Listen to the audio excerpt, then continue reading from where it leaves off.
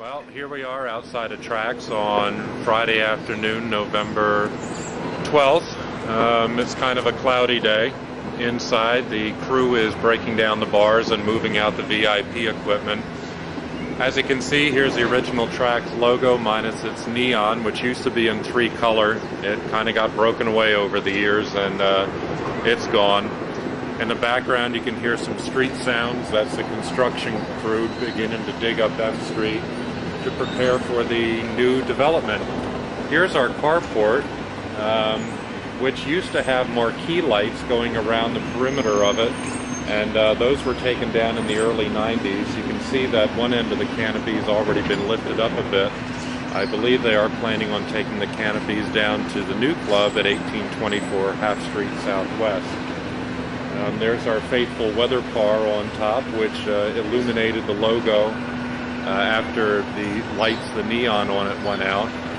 And if you look over here, you can see the old windows from the boarded up windows when that used to be a car showroom at one point. So here we are at the intersection of 1st and M Street, southeast, and the entrance of Tracks.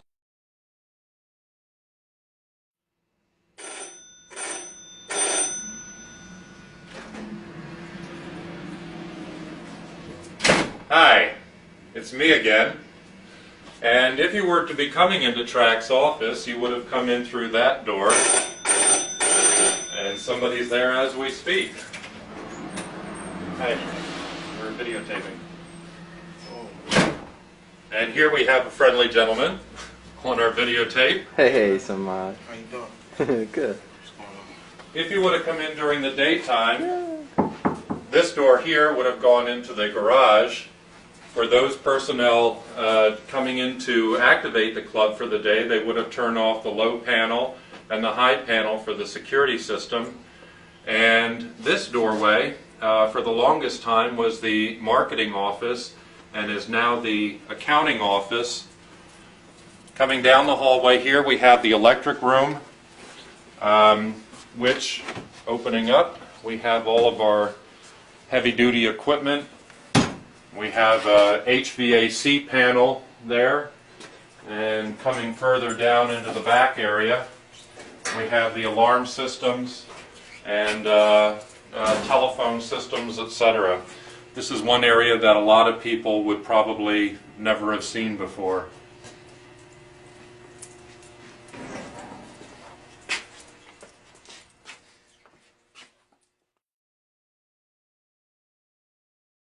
This has seen many, This is our reception area. This has seen many arrangements. Right now it's in this awkward arrangement because of our lovely leak from the skylight up in the loft.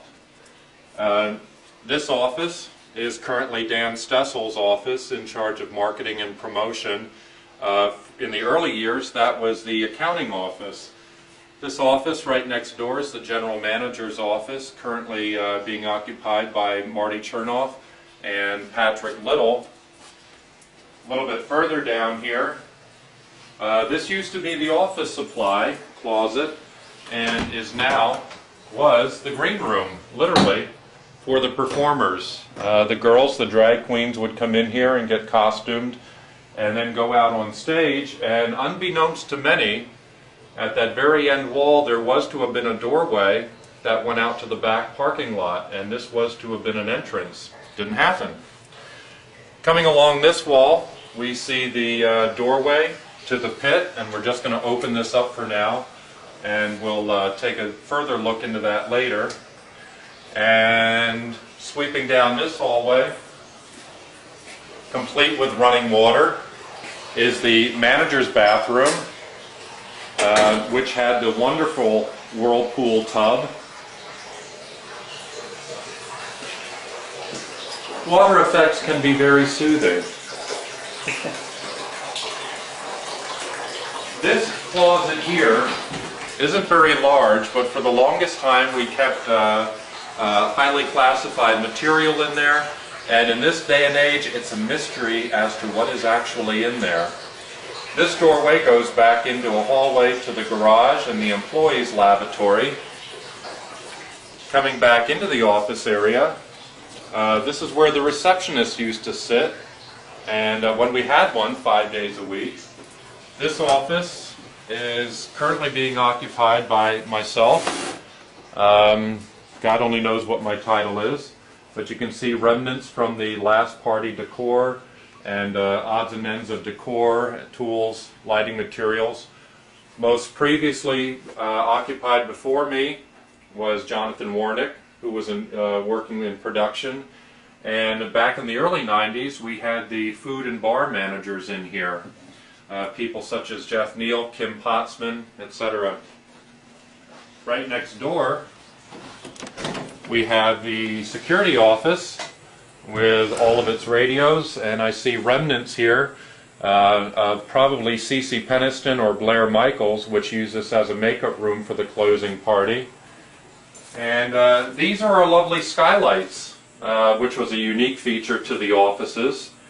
And over on this wall, you can see remnants of a cutout that used to go next door to marketing. Hunter Management had Reggie Tyson had his office in here, and we would often do pass-throughs for faxes and whatnot to and from. So this is the back office area, and if you look up through this skylight, you can see the leaky skylight, which is original to the building, and we'll go up there later in the tape, and you can see another behind-the-scenes look of tracks.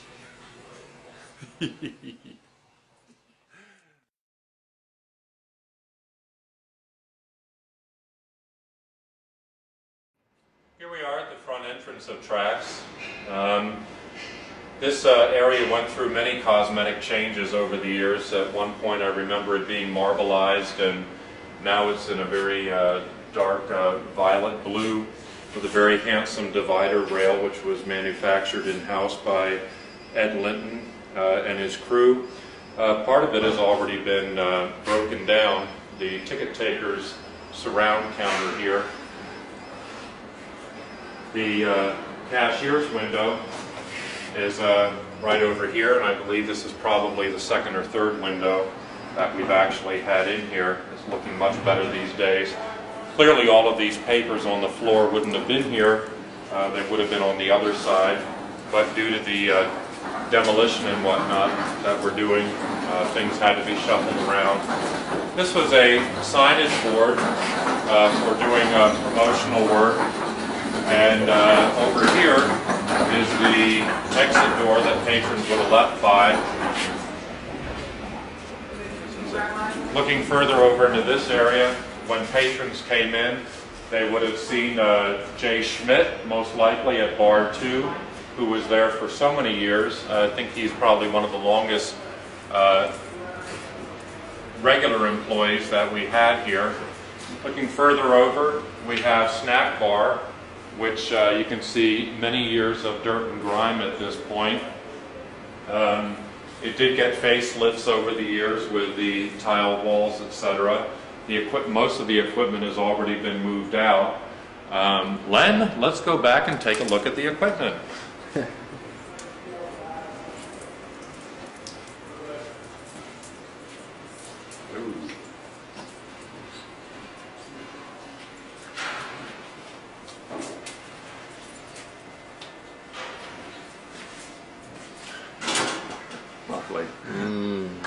Is it recording? Ah, and we're recording. There are the ovens where we used to make pizzas and stuff, and the deep fat fryers for all the wonderful French fries and chicken wings and stuff, and the gas grill, which was fabulous for burgers and dogs. An interesting feature about the snack bar was that not only could it serve food from the inside counter, but it could also serve food through one of these outside windows. It had a auxiliary service counter out here at the south end of Bar 3, which was the game area. It had originally two windows here that looked out onto the patio for food service there. So it was literally one snack bar that could serve three different regions. which was very beneficial when we had multiple productions going on here. Okay.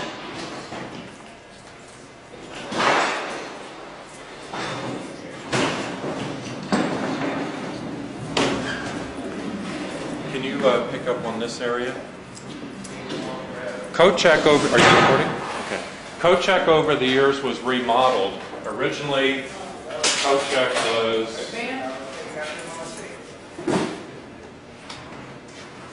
Originally, the coat check counter was right along this wall, and it was actually a showcase. We had different things in there, pins, T-shirts, hats, etc., and you could look directly back onto the coat racks. This area, back here with the small lighting fixture, that was a bulletin board where we did odds and ends of club signage, etc. At some point in the 90s, this was actually divided up, and this coat check counter was installed here. If we go inside, I'm sorry, sir. Last call was last week.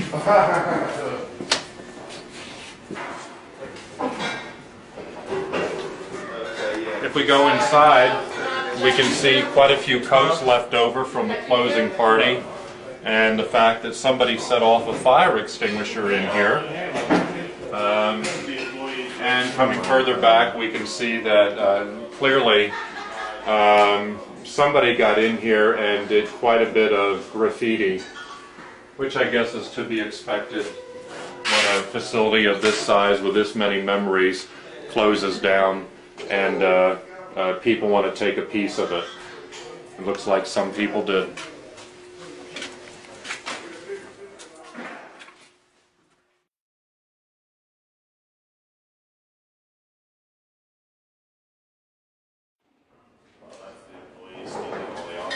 Where we're standing right now is just inside the doorway of the video bar, looking back at the snack bar and bar 2, station 22 station, and coming down to station 21. You can see that the employees are breaking down the equipment. We already have the light show is loaded onto the floor. There's scaffolding at the one exit door. The stage that you're now looking at is where the original DJ booth used to be.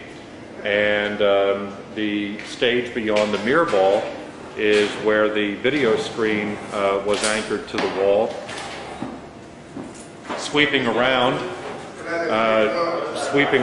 to where that wall is with the yellow ladder beyond, that's where bar 1 was. Back in the corner is the walk-in cooler for the video bar, and sweeping up back north, we can see where the new video booth is, and that's backs up coat check wall. And that's it for video bar.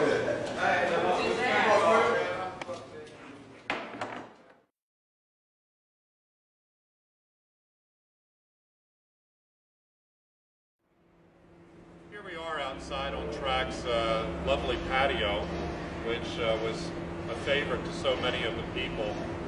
Looking at this exit door here, these are the exit doors that you would have seen right across from the front entrance. They flank the snack bar counter, and typically when you would have come in, you would have most likely seen directly out onto the patio. Coming down a little ways, we'll begin to see the new structuring for the patio sound system. But this window is the bar 22 patio service window.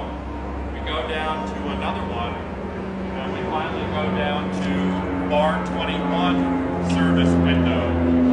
Walking a little bit further down, we get to the exit doors that were just outside of the original video room DJ booth.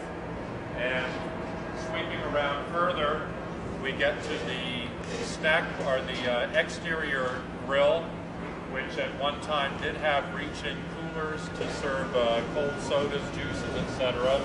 That was also used periodically as an outside DJ booth, although typically the video room sound system did feed this outside system.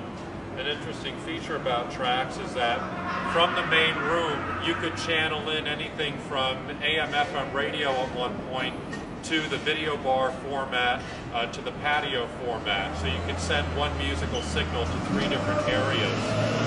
In the background here to the west of the grill, you'll notice the risers, which were built as part of the new fencing which surrounds the patio now. The fencing was put up in the early 90s by Tom Ollier and his crew, complete with these planters and the new perimeter lighting on the walls, etc. The hay bales that you're looking at here are actually left over from a Halloween rave party, and we decided to keep them. The volleyball net was taken down for the Halloween production and was not put back up again. If we sweep around, we'll see our notorious lighting towers for the volleyball court, which was so thrilling to have to get up that high to switch out those lights. But it was a job that needed to be done. And coming further around, you'll notice the other high deck, which is where the most recent picnic tables had been placed. At one time there were planters up there, and in a large area midway down the deck you can see the remnants of where the hot tub or fountain was, which operated in the late 80s of tracks. It was taken out in the early 90s as it began to deteriorate and crumble. The exit doors here, which were quite large, went out onto the back parking lot, and for a monster event such as March on Washington in '93, those were the access doors for the patio tent, complete with its hardwood dance floor, sound system, and light show. Looking back further onto the architecture, you can see we're looking just to the left or north of the snack bar exit doors. Here are the original windows for the food service counter for the snack bar. Going a little bit further down, we have the bar 3 patio service windows, and a little bit further down we had the breaker box, which powered up most of the exterior lighting, rooftop security lighting, etc. And then all the way down here in this corner, we have the exit doors for the main room, and this would be between the end of bar 3, station 32, and bar 4, station 41.